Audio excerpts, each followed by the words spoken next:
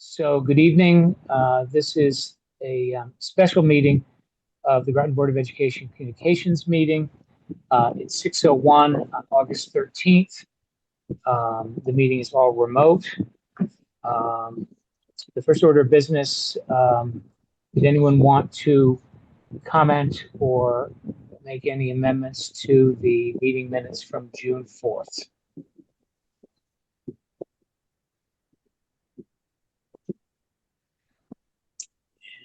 Not, then we'll just accept those as printed. Perfect. All right, and the next order of business, well, let me just explain who's online. We have Jen White, Sean Corcoran, Assistant Superintendent Anne Marie Mancini, Communications Specialist Rebecca Bias. Is that your title, Rebecca? Yes. Okay. And Board Chair Bev Washington is also joining us. So with that, and Bev, I explained that we're kind of amending the agenda because I didn't tell Joyce to include Dream, but Rebecca is prepared to discuss that as well. So, all right, take it away, Rebecca.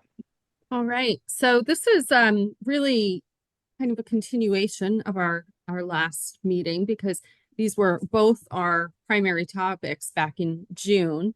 And lots going on. So let me share my screen.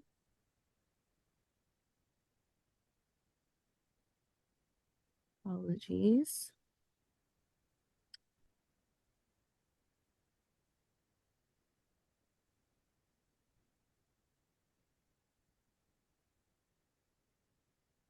Bear with me a moment. It's not loading.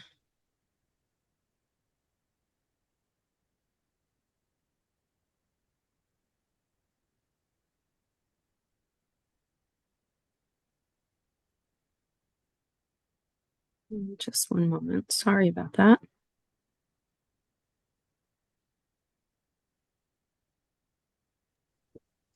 While you're doing that, I just want to revisit something that Jen brought up back in June about, whether there are going to be any kind of ribbon cutting ceremonies or whatever. So if that's something you can cover during your talk, maybe you already have it. I do. I apologize. Somehow I got myself signed out of slides here. So let me just pop back in. Okay. And yes, ribbon cutting is very much part of our plans for both this and the Dream. Okay. So more to share on that. Okay. I think we're good. There we go. Okay.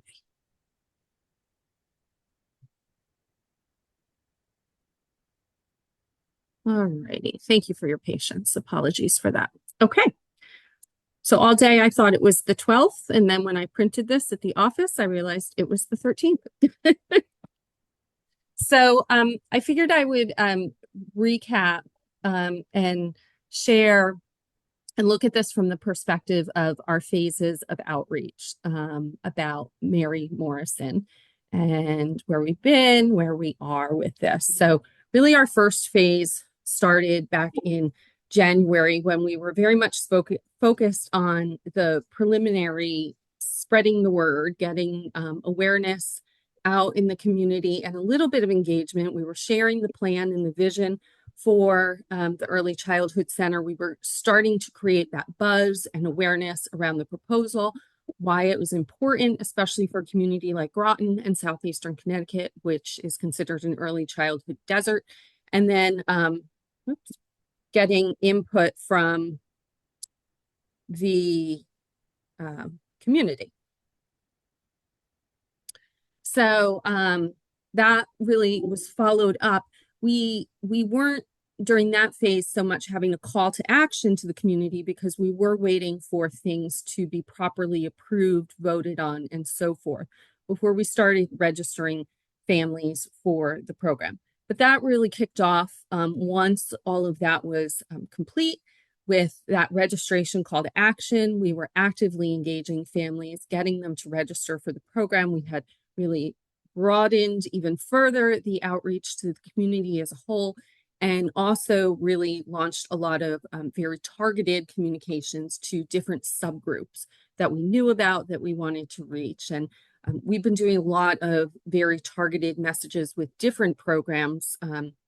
Impact Aid is an example where we really elevated that this past year with a lot of success. So, really speaking to subgroups about what's important to them, what's happening with them, what role they have in this makes a big difference in terms of the messages resonating. And then July and August, where we are really knee deep right now, has been that getting ready phase, preparing families for back to school, early on in this sort of window, confirming registrations and enrollment confirmations. And now we're very much in the process of getting families all of the information that they need for back to school and about the program. Certainly in the middle of, I guess, really in the middle of phases 1 and 2, this was also being talked about quite a bit during, I think, the whole budget cycle as well, in terms of the vision that the district had for both this as well as the dream. And then September, October, obviously our opening and our welcome and sort of celebrations around all of this, meet and greets, ribbon cutting, and capturing those special moments and milestones and celebrating all of that. So I'm going to talk about each of these phases a little bit more and show a snapshot of highlights. And I want to share also that, the communications around all of this isn't only coming from the communications office, if you will. It's also coming from registration and enrollment, the early childhood team, the superintendent's office, the schools, the early childhood teachers. So it's very broad. Going back to that January, we really kicked off and exposure came out full steam with that first article we had in the day, really talking about the proposal and the vision for the program and the need for expanded early childhood programming and getting that buzz really generated into the community. Once that buzz was really started going, that's where we really wanted to start hearing back from the community, where we launched that early childhood survey, which we had shared at a CAL meeting, all of the results and some feedback from, I believe that was, I forgot to look up the exact date. I think it was in late February or early March that we did that, but we had that great survey. We had a lot of other communications going out from the district to all families about the program. And the nice thing about doing that early childhood program survey, as you may recall, is we got tremendous participation from families who didn't currently have a student in our early childhood program. So that was fantastic, and also allowed us to capture all of those parent names and families who were interested that we could then follow up with in the future when we were ready to have them register. So that was really successful in drawing them in, and again, getting that feedback from them and hearing from them about why this program would be important to them. The district website, we've had a strong presence on there, updating the early childhood page, adding frequently asked questions, having pop-ups with updates for folks if they went there for information to find out the status of registration, if they should have heard back, things like that. So then in terms of that second phase, where we really started talking more directly to the families even more with our messaging and outreach, and I already mentioned how we became very targeted with that. We started following up with all of our existing families who were going to be rising to the program. So families who were at Mystic River or Thames River currently as 3-year-olds are going to be 4 or turning 4 and eligible for this new program, making sure that they understood that the program was moving and was going to be changing to full day, that they had all of that information. And again, then inviting their feedback. This lower portion image is a feedback form that we included with that messaging that we asked them, are you planning to enroll? Are you planning to stay with us for the full day program? And overwhelmingly, that was yes. And overwhelmingly, we got nearly 100% participation from all the existing families in completing that form.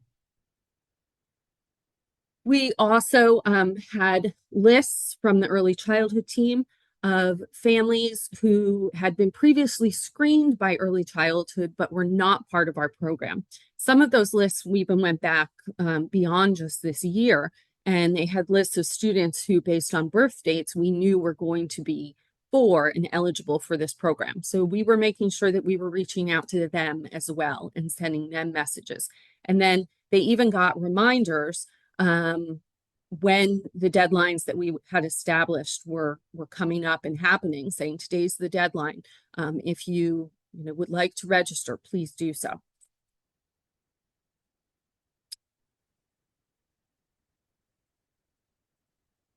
This actually, I meant to delete this slide, but it's the same text as the prior slide, but just another example of another communication similar to the prior one. We actually knew that there were still some early childhood families who had not registered by the original June 1 deadline that we were actively promoting.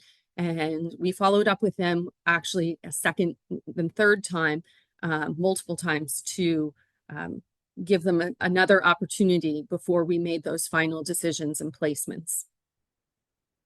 We didn't want to forget about our 3-year-olds who would not be eligible for the 4-year-old program, but would be moving from Mystic River to Thames River. So it was important that we inform those families as well and made sure that that group was hearing from us and understanding what changes were coming from them and where the program was moving for next year for them. We really got the excitement building throughout all of that. We were really driving a lot of registrations, getting a lot of interest coming through. We had another wonderful article in the day at the end of June 2026. We coordinated a interview with the day with Tori Patrick, who happens to also be a teacher at GMS. Her children have gone through the program, and she had wonderful things to say about the program. And again, this article hit on all the main points and important areas that we wanted to highlight about, early childhood, the vision for the program, the importance of it, the funding, always sharing with the community how this is being funded, and where that's all coming into play with the grants and things like that. I mentioned earlier that there's also communications that are coming out through the registration portal that parents are using, and the registration and enrollment team are sending updates to families as well once they're registered. I'm letting them know the status of their registration. There were also some families who, may receive communications about missing documentation that they need for registration and things like that. More recently, we piloted something with the Mary Morrison group, knowing that this is a very young audience. We knew that there were perhaps a lot of families who may choose to be parent drop-off or pickup, who may not be comfortable with their 4-year-old riding the school bus just yet. We've talked over recent years about different transportation surveys or potential opt-out options for families. So we decided to give that a try with the Mary Morrison group. And we did share a note with them saying this is a fully optional, certainly not required, but if you do not plan to use bus transportation at all, you can let us know and fill out this form.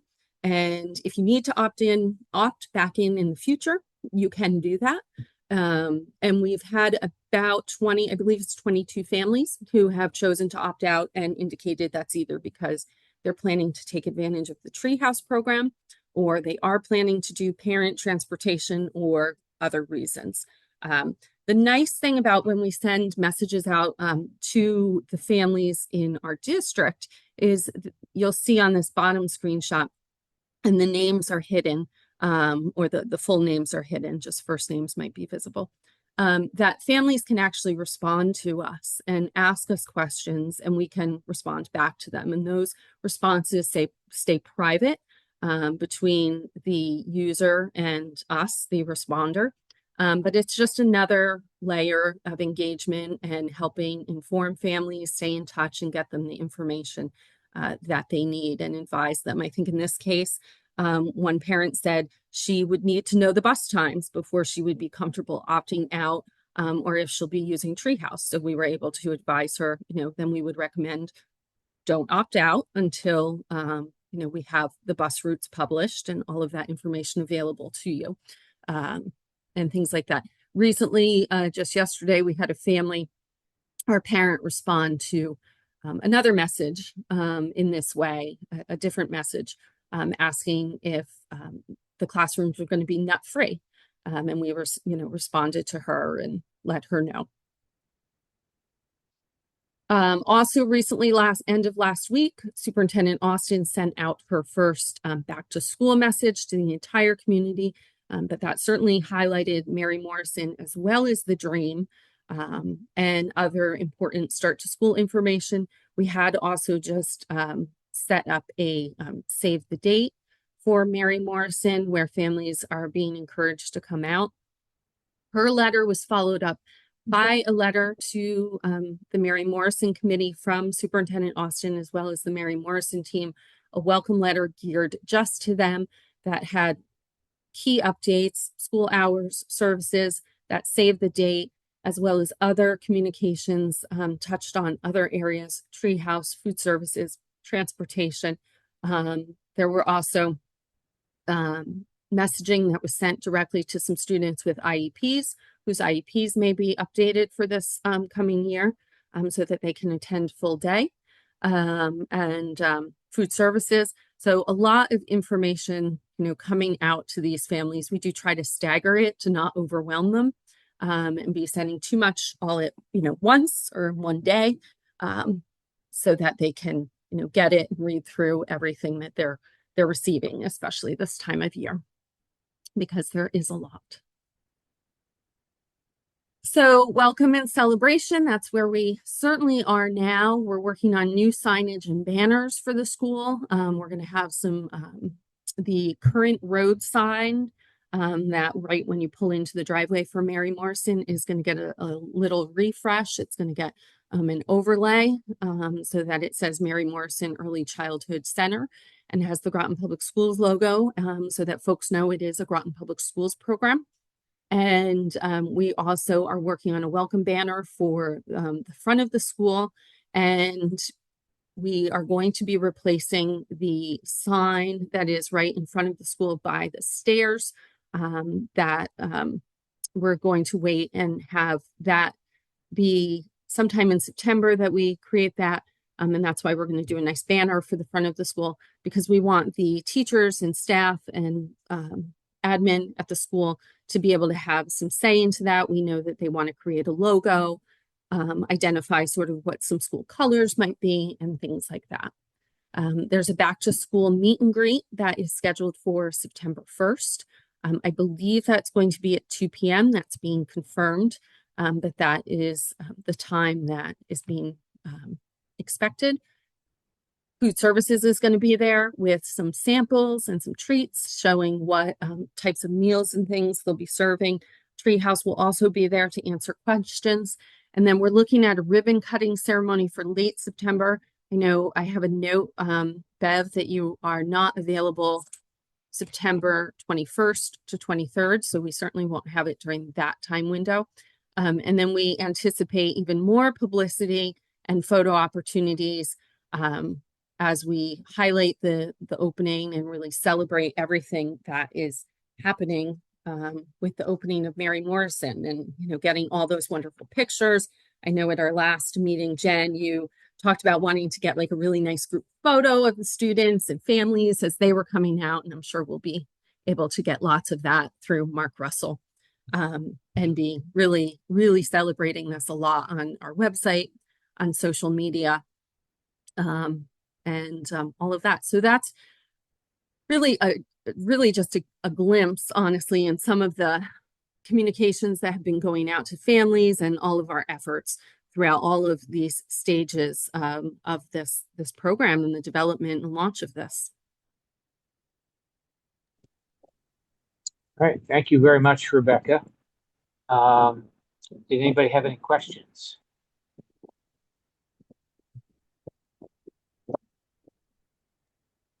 I, I just wanted to ask, how are families feeling communication is for the new uh, early childhood center? I've heard mixed reviews from parents.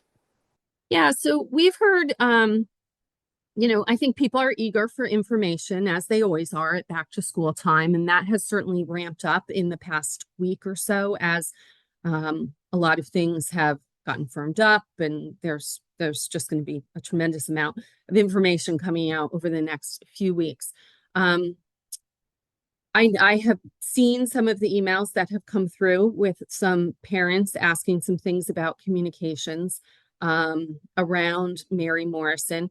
We feel we've been very thorough with reaching out to families and reminders and letting them know about registration deadlines. I know there was one parent who specifically asked in a communication why we were using Parent Square to communicate with families who weren't enrolled in the district yet. We did roll over once Power School, which is our student information system, rolled over in early July. We immediately then had Mary Morrison into Parent Square. Mary Morrison, or all of our schools, all of our data in Parent Square syncs from Power School. So, but what I really want to clarify about that, and this is something that we're always really clarifying, is we will often hear things like, I haven't signed up for Parent Square and I haven't downloaded the app, so I did not get it. Or, I don't use Parent Square. What I would say to that is Parent Square is really our tool or our platform, but it does not prohibit somebody from receiving the messages.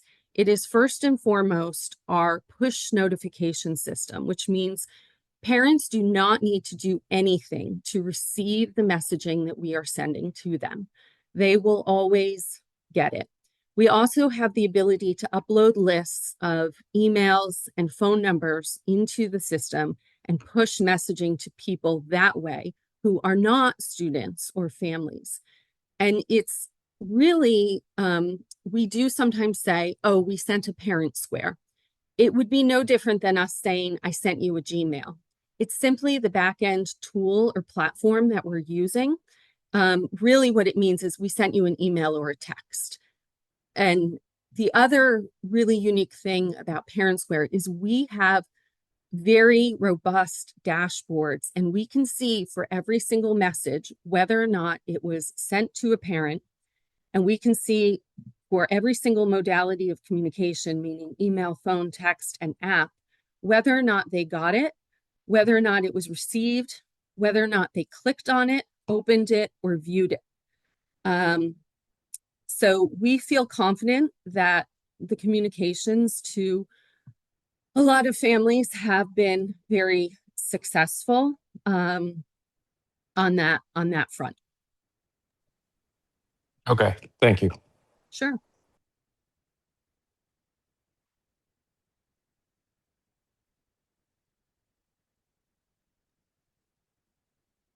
So Rebecca, um, just to sort of repeat back what you said. So if a parent strictly wants to use email, Mhm.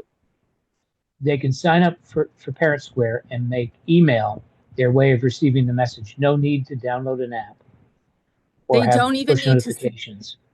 I'm sorry, Jay. They don't even need Yeah, to no, go sign ahead. up for it. They don't need to do anything. Um, Okay. it's really, for any time in communications that you are sending mass communications, so you're emailing 5, 6, 7,000 people or more, you have to use a tool. You can't just do that through Outlook or Gmail or something like that. You have to Mm-hmm. use some sort of communications platform. So that is what Parent Square is for us at its most basic functionality. Parents need Mm-hmm. to do absolutely nothing. If we push a message out, it will go to that parent, whether they have ever signed up or done anything with Parent Square. They will just get an email from us, or they will just get a text message from us, or they will just get a phone call from us. As long as we have their contact information, they are getting our messages.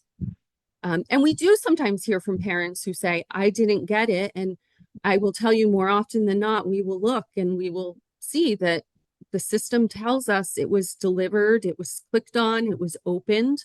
And, we'll certainly verify we have the correct information for that parent. And if there was ever an issue, we'll correct it. But that typically is not the case. All right, that's good to know. I do know the prior system was difficult because you would sign up with an email or whatever, but it was very complicated to get that changed. The email changed, the number, before Parent Square. Basically, I think the school secretary had to do it. So this way, people have a lot more control. They do. So parents do still need to change their contact information by filling out a contact information form. And that's a security measure. And all of the information does sync from PowerSchool. So that is how it gets updated. But like I said, when we push a message out through Parent Square, whether the parent did anything or not, they will get that message from us via the chains of communication that we have for them. So again, if we have an email address for them, they'll get our email. If we are sending a text and they have a cell phone, they will get our text unless they've blocked it as spam, which if they do that, we can see that, we know that. And if we have a phone number, whether it be a landline or a cell phone, they'll get a phone call from us when that option is enabled by us, not them. Okay. Yeah. So it is, right, like I know said, this isn't. I'm sorry. Like I said, it is first and foremost our push notification system. So that means we are pushing messaging out to parents and they are getting it without any requirement on their part. All right.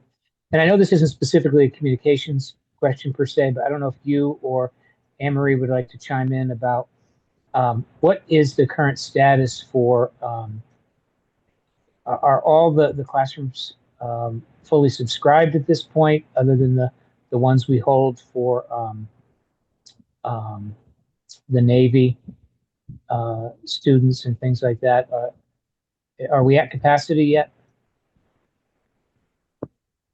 You mean regarding enrollment, correct? Yes. Yeah, so I can speak to that, and Rebecca, you can correct me if I'm wrong. Last time we had a meeting on Monday, I believe that we were approximately 170 students, and we were holding some of the spots for students that may come to us from the Navy, as well as I think we have to hold some spots for students with special needs. But our enrollment was approximately 170 students. It might be like 172, but Rebecca, am I right in the ballpark there? Yep, I had 172, 173 in mind. Yes. And I think could you remind capacity me is what 180. Capacity? 180. 180. Okay. So obviously the word has gotten out. Oh, definitely. From my understanding, we have a wait list. That is correct. All right. All right. Thank you very much. Jen, Beverly, any questions? Thanks, Jay. So I know when we had our finance and facilities meeting, we had mentioned the pre-open house so that the students and the families can meet their teachers, and then treehouse and like food services. So I saw, in your presentation that that's done and that's set. We also talked about having a separate welcome open house like in mid-September. I know you'd mentioned you weren't going to do it like between the 20th to the 23rd, but do you have a date in mind? Because we need to secure some of the dignitaries from Hartford who want to attend so that we can get this socialized. And then also, I know you haven't talked about the dream part yet, but um, how are you determining which dignitary comes to which event so that we don't get saturated with the same ones over and over? So Right. you can. So in terms of early childhood, there's certain folks we absolutely want to make sure come to that event, such as all of the offices, state offices, the Office of Early Childhood, from the grant funding and all of those things. So their representation. And then, of course, we would extend invitations and try to look at schedules so that we could have, state representatives. We are looking at the end of September. And some of the, we need to coordinate dates because some of, so that folks can come, but looking, probably at the week of September 28th for that. And then I believe the thinking, and this will also help spread things out a bit for potentially the dream, would be early to mid-November. So that way, the students who are involved in that pathway have had some hands-on experience and getting familiar with some of the things in the new machining lab, because that will add really, I think, a lot of energy and excitement if the students can actually be talking about the equipment and demonstrating some things when we have that event. So I think that separation of time, and those are two very important programs. There is a little bit of overlap, but there's also definitely some very distinct guests that we'll be having at each of those things. For example, the Dream, a lot of folks from EB and our workforce partners and all of that. So I think there'll be enough. Likely, probably right after the election would be the best time for that, because a lot of them are going to be very busy, likely through October and the beginning of November up until the election. So that's how I would see spreading the two of those out, and hoping that we can finalize dates over the next week or so based on the GPS team. And then we'll reach out before we formalize the dates to make sure we can get, the representatives and Congressman Courtney and things like that.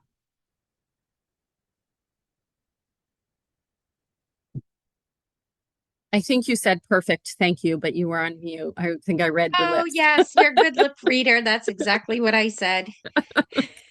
No, it's important that we make sure we pick dates that all of our partners can be at. So we will make sure that that happens. Great, thank you. Mm-hmm.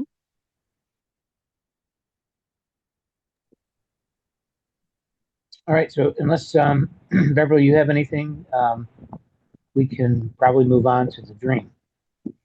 Beverly has her hand risen, Jay. I don't know if you see that. She has what? She has her hand raised. Oh, you know what? That's not showing on my screen. I'm on this little device here. Oh, But I okay, am inviting it's her to raised. speak. Perfect.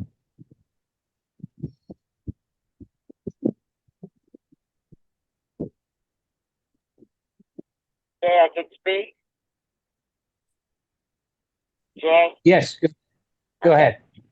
Thank you, Rebecca, and thank you for all your hard work getting all this together. I appreciate it, and I'm pretty sure the other board members appreciate it too. My first comment is I ran into Lieutenant Governor Leisowitz, and she's a big supporter of early childhood education, and she would like to be invited to the opening of Mary Morrison when you do have it. And if you need her contact number, I can give you that information.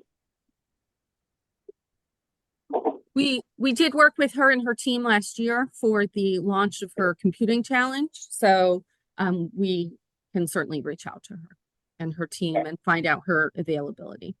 Okay. And if you need a cell phone number, I have a cell phone number. That might be a more direct way to contact her. Okay. Yeah, we can swap that on offline, Bev, so we don't announce it to everyone. Oh, no, I wasn't gonna get it publicly. Okay. I know we feel like an intimate group, but John Burt also said, because at the finance committee meeting, we talked in finance facilities, we talked about the signage, and John said if you send him a sketch of what you're thinking for a sign, he'll see if his person that does the sign for the town would be able to make a sign for us. If it's too fancy, he won't be able to do it, but if it's a basic sign, he'll be able to do it.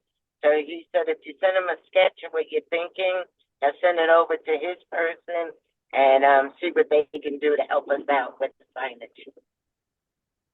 I mean, if that's something you want to do, that's an option. yeah, so thank you for that. We simultaneously, our building and grounds team did reach out and have the sign company that they work with come out and take some measurements for us at Mary Morrison. And we were originally looking at replacing that lovely carved old Mary Morrison sign that's there. But that is a carved sign is very, very costly, shockingly costly. However, we're planning to go with what's called a flat sign, and a flat sign is similar to what all of the town signs are now, in like the town sign or the sign that we have at central office that says Board of Education, and those similar blue signs. It's flat because it doesn't have any raised surfaces like a carved sign would. So we do have quotes for all of that. But we do want the school to have the input on, like I said, the logo, the colors. They actually have some nice ideas around that. So that's why we thought we're going to replace, it's going to be a vinyl overlay that goes over on the road sign where it currently says Mary Morrison Elementary School. So that will be updated prior and ready for it will be done by the day of the meet and greet. And then we'll have that nice banner out there as well. And I believe they'll be removing that existing blue wooden sign that's out front. And then down the road, that's when we'll replace it. So certainly can't hurt to reach out to John Burt and compare costs and things. It sounds like they're probably maybe doing a flat sign as well. And they may even work with the same vendor. So we can certainly consult with him on it, and we can go from there. We have a little bit of time and leeway now on that more permanent sign for the front of the school. Thank you.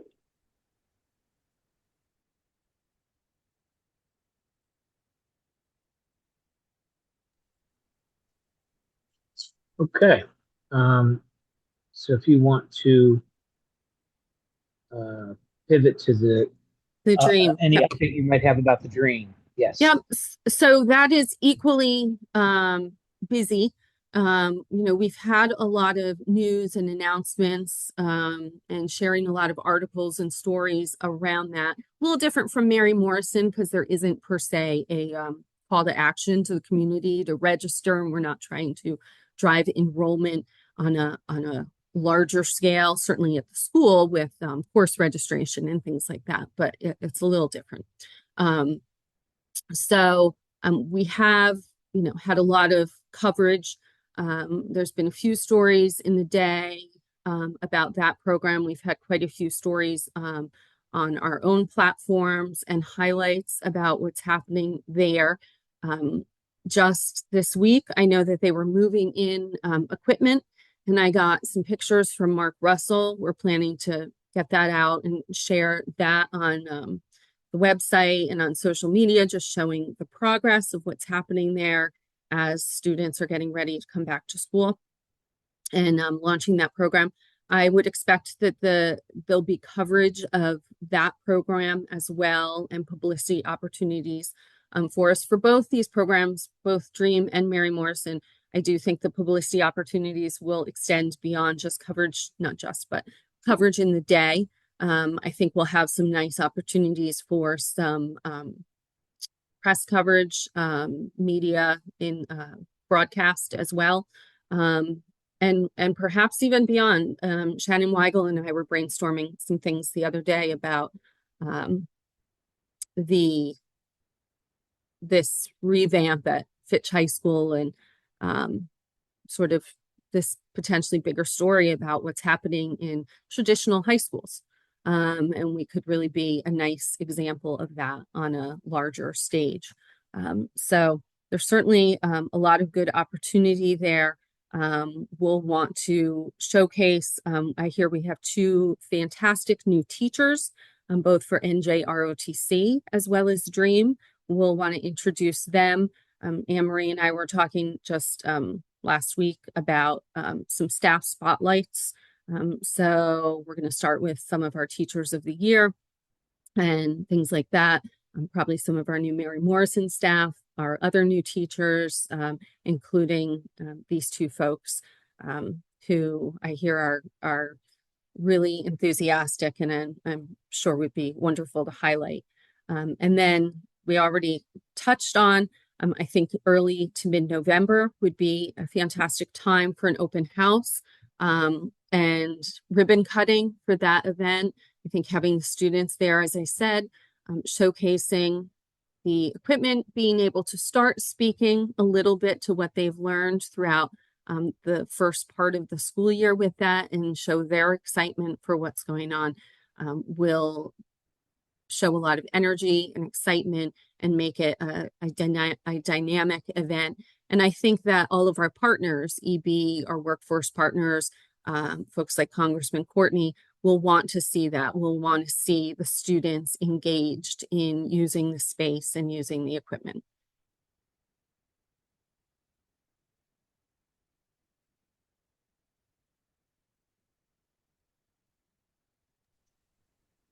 I see Jen has her hand up. I don't know if you can see that, Jay. Yeah, I don't know why I'm not seeing the those things. So yeah, go ahead, Jen. It's just because we were talking about schools and stuff like that. Jay, tell me if I can't ask this, but Rebecca, have you given any thoughts as to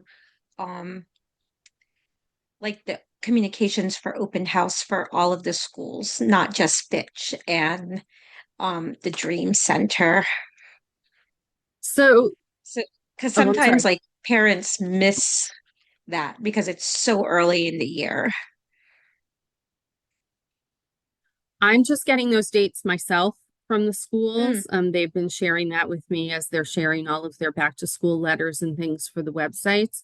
They typically handle all of that planning. But what I can tell you is I'm encouraging them to be using their calendar options more on the tools and platforms they have, and making sure that these events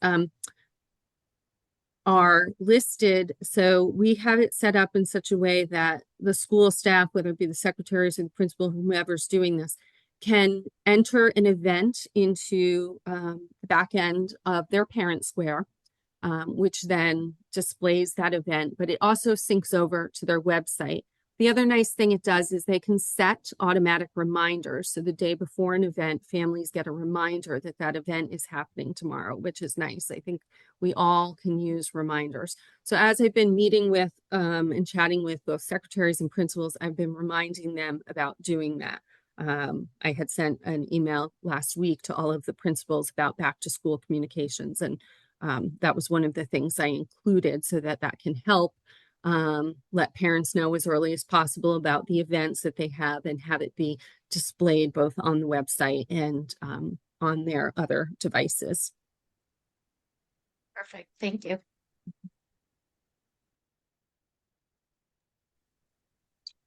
Sean, did you have anything? No, no, I kind of want to echo what Beverly said. Thank you for your hard work on this communication and appreciate you all. Thank you. I know something came up at our last meeting about PTOs and trying to see them have some better success. And I am planning to chat with the PTO leaders as well. And that's the calendar thing. Well, it's a very simple thing. That's something I want to see them doing as well, is making sure those meetings are getting added to the calendars and that parents are getting reminders about those, and being able to see that when they go and look at the calendar for the year, that they are seeing that. It's one small thing, but it could help. A lot of small things can tend to add up. So that's not only for the open houses, but that's useful throughout the year for other events and activities. And I think Beverly at that meeting had brought up the possibility of using QR codes to direct families to, I don't know if it was the school webpage itself. But anyway, you know, that kind of technology. Yeah, we had talked about the adding the QR code to our back to school calendar magnet, and I can tell you that I'm working on that right now. And we are going to be producing those magnets again. Parents and families seem to really like them. We're updating and refreshing them a bit as we do every year, and that will have a QR code. In the past, the QR code went just to the attendance page, but we're going to have it go to a page with more family and student resources. So it'll have contact information and other things that they regularly are probably looking for, whether it be bus schedules, food services. So we'll package that up nicely and direct them to that. So also, you know, we talked about it, I think very specifically, you know, wanting to make sure parents knew who to contact about different things and different topics, whether it be their school principal or, you know, food services. So we're going to have that QR code on the magnet that directs them. And hopefully that will stay on the refrigerators throughout the year, and they'll be able to use that when they need it, both from calendar, help with attendance, and help with other quick links and resources that they need. Very good. And with that, I will yield to Madam Chair.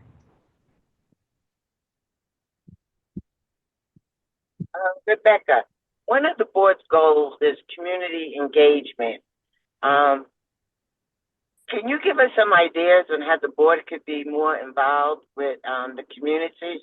And my second thing is, do you think it'd be a good idea if when the schools have PTO meetings, if maybe I can encourage one board member to go to each PTO meeting and just listen and take questions if there's any? Yeah, I think it would be nice to go to maybe not every PTO meeting, but maybe a few throughout the year. They might want to get sort of their first one under their belt to tackle some of the business they need to handle. But then sort of like we did with the budget, I think it would be nice for a board member to be able to go to a PTO meeting at the beginning of the year, hear some of the things that they're talking about or that they want to share. And then I think we would probably do them again at budget time. That seemed to work well for us last year. So I think that's a nice idea. In terms of community engagement, I don't know how, you know, if the board members are, and speaking about community engagement specifically with the board, I don't know if board members are going out to a lot of different school events. So I think they're always welcome at different school events and things like that. I don't know if there's interest in attending any of the open houses. I would, and it's something that I have on my list. I'd like to see us as a whole have a better presence at some other community events, both the district and the board, some community events that happen throughout the year that are well attended, fairs, other kind of large things where families come out and circulate, whether it's even, you know, a farmer's market or some other city day, things like that. Yeah, I think we missed City Day, or did somebody from the school system We go to were City Day? we were not at City Day, and we hadn't received information about that one, so it's definitely on my list for next year. It's always the first Friday in August. Okay.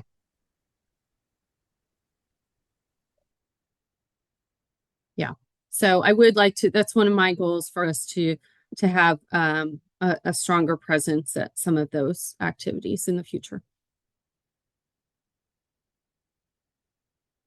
I'd like to see us potentially get, a nice Groton Public Schools tent and table, and be able to be there, either district representation, or board members. Even the national, what was it? National night out. Yeah, Mm-hmm. yeah, we missed that one too. Okay, thank you, Rebecca.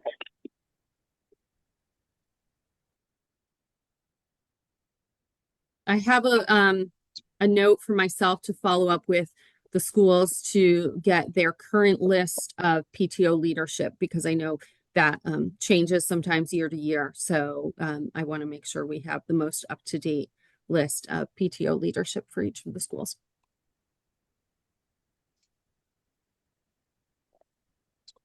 All right. Well, again, thank you very much. And I hope that we can share this PowerPoint with the entire board. And I know you're going to be coming to the board in September, I believe, with an update. Yeah, I believe we talked about a cow on September 21st, but I know, Bev, you are going to be away then. So I didn't know if that date was a date you still wanted to look at. I believe there's also a cow on September 14th. Which I believe whatever date works best for you, Rebecca, for that. Okay. Okay. Jen has her hand up. Oh, Jen?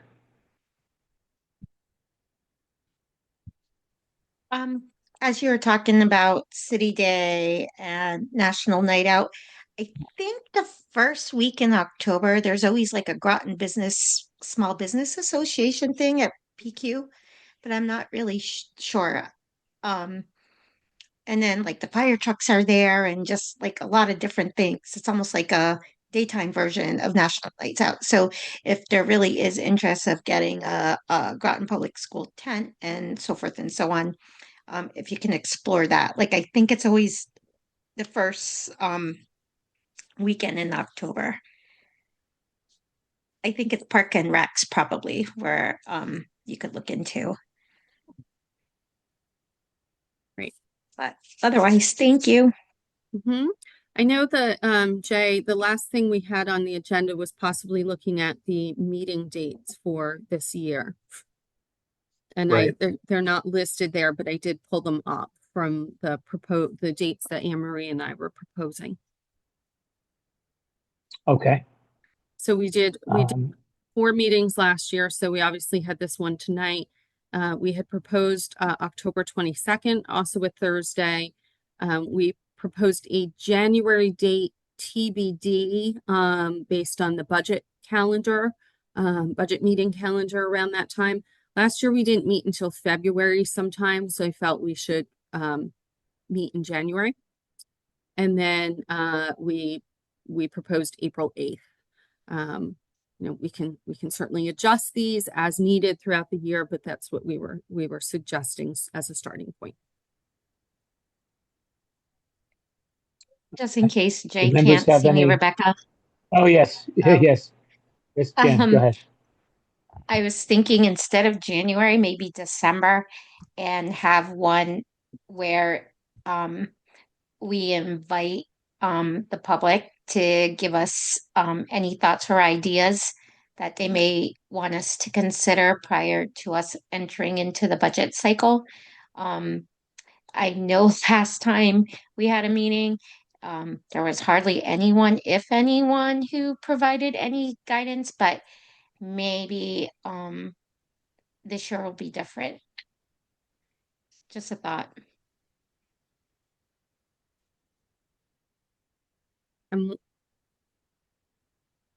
My only concern about December is I know there tend to be a lot of school concerts and activities and holiday shopping. I'd be concerned that we could have a difficult time getting families out in early December as well, but we could possibly have more success with that in early January when things kind of quiet after the holidays, but I don't know if that is